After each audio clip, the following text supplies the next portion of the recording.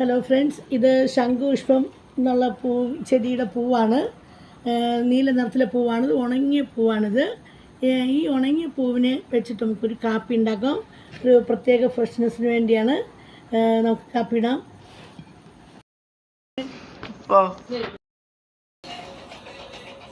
ഇതാണ് കാപ്പി. ഇത് നമ്മൾ പഞ്ചസാര ഇട്ട് നമുക്ക് കുടിക്കാം. ഇത് ഒരു പ്രത്യേക ഫ്രഷ്നെസ് കിട്ടുന്നതാണ്. ഔഷധമാണ്, നമ്മുടെ ശരീരത്തിന് നല്ലതാണ്. നിങ്ങളിട്ട് കുടിക്കണം, കുടിച്ചു നോക്കാം.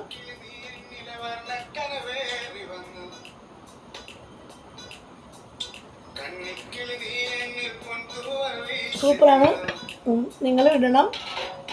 ശംഖുപുഷ്പം എന്ന് പറഞ്ഞാൽ പ്രത്യേകിച്ച് അത് നോക്കി തന്നെ എടുക്കാൻ. നമ്മളെ നീല നിറത്തിലുള്ള ശംഖുപുഷ്പത്തിൻ്റെ പൂവാണ്. ഉണക്കിയതാണ്. ഇപ്പം വിപണിയിലൊക്കെ കിട്ടുന്നുണ്ട് ഉണക്കിയ പൂവ്. അത് വാങ്ങിച്ചിട്ട് കുടിക്കണം.